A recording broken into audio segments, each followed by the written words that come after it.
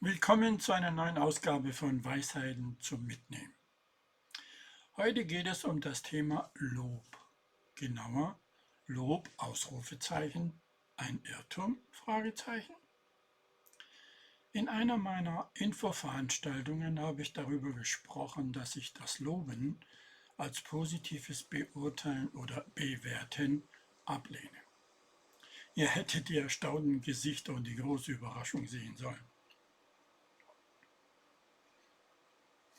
Aussagen wie Lob wird abgelehnt. Und wir erzählen unseren Teilnehmern loben, loben, loben. Echt jetzt? Und unsere Geschäftsführer sagen uns, wir sollen stets loben. Und vieles mehr. Ich möchte dies zum Anlass nehmen, um aufzuzeigen, was Lob anrichten kann und wie es auch anders geht. Was ist denn nun Lob für dich? Nimm dir gerne die Zeit, darüber nachzudenken. Bitte. Du kannst das Video auch pausieren, um in Ruhe deine eigenen Gedanken zu bilden und oder gar aufzuschreiben.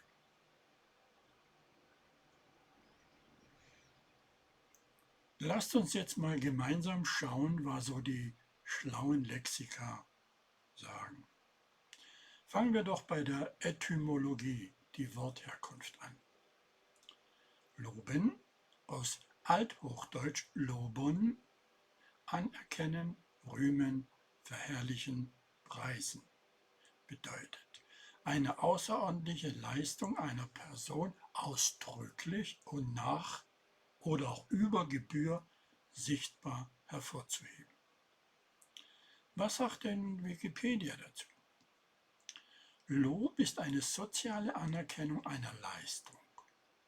Sie dient unter anderem der Motivation der gelobten Person, um das gezeigte Verhalten fortzuführen bzw. das Bemühen, es zu intensivieren. Der Wert der Anerkennung beruht jedoch auf der Kompetenz oder Macht des Lobenden und auf seiner Seltenheit. Gehen wir jetzt tiefer und ausführlicher auf diese Aussagen ein. Bevor wir jedoch tiefer in dieses Thema eintauchen, möchte ich euch daran erinnern, euch dieses Video zu abonnieren, zu liken oder das Glockensymbol einzuschalten. Natürlich nur, wenn euch meine Videos und die Themen gefallen. So, zurück zu Lob. Die Conclusio: Lob bezieht sich also auf eine leistungsorientierte Handlung und impliziert eine Hierarchie zwischen dem Lobenden und dem Gelobten. Meist ist Lob, bewusst oder auch unbewusst, mit Bedingungen und Erwartungen verknüpft.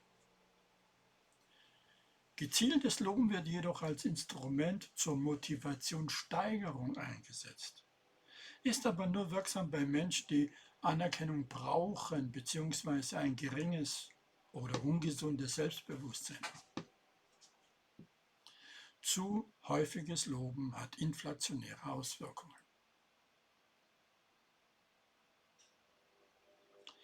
Ihr erinnert euch an die Aussage weiter oben, dass ich Loben ablehne wegen der Bewertung oder Beurteilung, die man vornimmt. Ich möchte einige unterschiedliche Blickwinkel zu Lob aufzeigen und meine Ablehnung begründen. Erstens, den anderen, positiv, was sonst, beurteilen oder bewerten. Hier ein paar positive bewertende Aussagen. Du bist hübsch, also das hast du sehr gut gemacht. Ich bin deiner Meinung. Du bist doch sehr fleißig. Sie können das doch so gut. Können Sie nicht mal den Kunden anrufen? Du bist ein gutes Kind. Aus dir wird mal ein guter Fußballspieler. Du hast so schönes Haar. Du hast die Intelligenz, die besten Noten zu bekommen. Im Gegensatz zur allgemeinen Überzeugung, dass Lob immer gut tut, hat es auch oft einen negativen Effekt. Was bedeutet das? Eine positive Einschätzung, die nicht der eigenen Vorstellung entspricht, kann Feindseligkeit hervorrufen. Ich bin nicht hübsch, ich bin hässlich. Oh, ich hasse mein Haar. Ich habe nicht gut gespielt, ich war miserabel. Zweitens, wenn jemand positiv urteilt, kann gefolgert werden, dass bei anderen Gelegenheit auch negativ geurteilt wird. Darüber hinaus kann ein Ausbleiben von Lob in Familien, Unternehmen usw., wo häufig gelobt wird, als Kritik verstanden werden. Du hast keine nette Bemerkung über das Essen gemacht, also schmeckt es dir nicht. Sie sind überhaupt auch nicht zufrieden mit meiner Arbeit, denn sonst hätten sie sich positiv geäußert, oder nicht? Drittens. Lob kann als Manipulation empfunden werden. Sie können das doch so gut, können Sie nicht mal mit dem Kunden sprechen? Heute fährst du vorsichtiger Auto. Viertens. Kompetenz und Macht des Lobenden. Bei dieser landläufig gewohnten Art der Anerkennung, Achtung, Anführungszeichen, bekomme ich das wohltuende Lob dafür, dass ich den Maßstäben eines anderen genüge oder entspreche.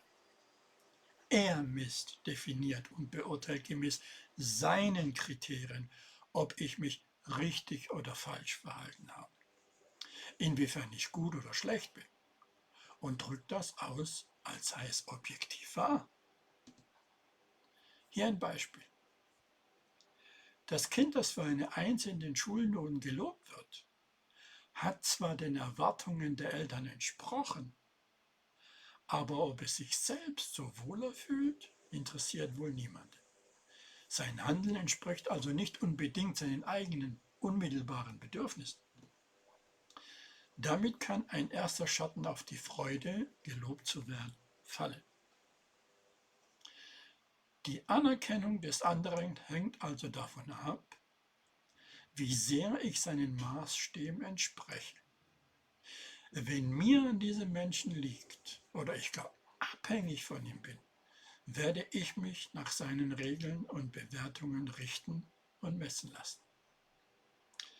Dieses Konzept fördert meine Anpassung, jedoch nicht meine Authentizität und/oder meine Autonomie als freier, selbstverantwortlicher Mensch.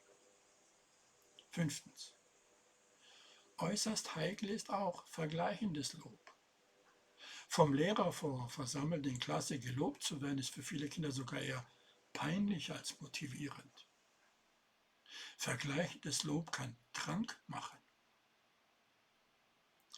Aus den gleichen Gründen sollten Eltern zurückhaltend sein, wenn sie ihre Kinder vor Geschwistern oder Freunden loben.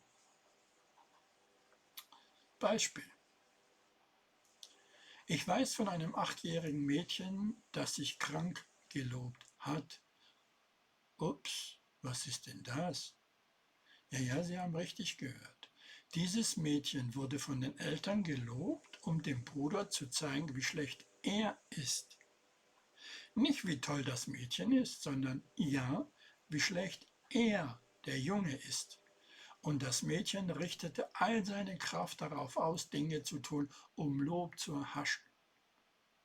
Das Kind ist mit nur 8 Jahren in therapeutischer Behandlung. Das Vergleichen ist das Ende des Glücks und der Anfang der Unzufriedenheit, meinte schon der dänische Philosoph Søren Kierkegaard. Sein französischer Kollege, der Aufklärer Montesquieu, wusste auch warum. Man will nicht nur glücklich sein, sondern glücklicher als die anderen. Möchten wir wirklich solche Menschen züchten? Sechstens. Der autoritäre Stil von Lob ist die Belohnung. Beim autoritären Erziehungsstil steht das Belohnungs- oder Bestrafungsprinzip im Vordergrund. Richtiges Verhalten wird vom Erzieher belohnt. Legt der zu Erziehende falsches Verhalten an den Tag, erfolgt eine Bestrafung. Bei diesem Erziehungsstil kommt es weniger darauf an, den Erziehenden von der Richtigkeit zu überzeugen. Der zu Erziehende hat zwar das Recht, eine eigene Meinung zu vertreten, und das wird auch akzeptiert, doch letztendlich entscheidet die Meinung des Erziehers. Er bestimmt und hat das letzte Wort. Natürlich hat das Ganze einen Vorteil. Dem zu Erziehenden wird ein hohes Maß an Sicherheit vermittelt. Er weiß genau, welches Verhältnis zu welchen Maßnahmen, egal ob positiv oder negativ, führt. Nun, kein Vorteil ohne Nachteil. Der zu Erziehende kann sich nicht frei entfalten, seine eigene Meinung wird oft nicht berücksichtigt, was zu Frust und einem geringen Selbstwertgefühl führen kann. Dadurch können letztendlich Aggressionen entstehen, die in Schwächeren abgelassen werden. Zudem besteht die Gefahr der Unselbstständigkeit. 7. Lob kann süchtig machen. Ja. Merke, Belohnungen, besonders Lob, kann süchtig machen und die Motivation eines Kindes untergraben. Das wusste schon Thomas Gordon, die Neue Familienkonferenz. Wir zerstören die Liebe zum Lernen in Kindern, die ausgeprägt ist, wenn sie noch klein sind, indem wir sie auffordern und zwingen, für lächerliche, kleinliche Belohnungen zu arbeiten. Für Goldsternchen oder irgendwelche Zahlen, indem wir ihre Arbeit an die Wand heften. Wir ihnen einem Zeugnis eine 1 geben, eine Ehrenurkunde oder einen Doktorhut. Kurz, für die unwürdige Befriedigung, sich besser zu fühlen als andere. John Holt, 1982. Und glauben Sie bloß nicht, dass es heute anders ist als 1982. Auf dem Gebiet der extrinsischen Belohnung hat sich in den letzten 30 Jahren nicht arg viel bewegt. Wir behandeln unsere Kinder weiterhin so und spornen sie an, immer besser zu sein als andere. Dabei wird oft keine Rücksicht auf die inneren Empfindungen der Kinder gelegt. Extrinsische Belohnungen dienen meist dazu, die Bedürfnisse des Lobenden zu erfüllen. Ja, darf dann jetzt gar nicht mehr gelobt werden, oder was? Nun, folgende Fragen zum Nachdenken. Was ist denn die Motivation eines Lobes? Möchte der Gelobte das überhaupt hören? Fällt euch auf, dass hinter jeder Lobbotschaft das Pronomen du steckt, gefolgt von einer positiven Einschätzung dieses Dus? Bedenke, das hatten wir ja bei da oben schon angesprochen. Gezieltes Loben wird als Instrument zur Motivationssteigerung eingesetzt, ist aber nur wirksam bei Menschen, die Anerkennung brauchen wollen. Diese Menschen haben ein sehr geringes, ungesundes Selbstbewusstsein. Es ist allzu natürlich, dass manchmal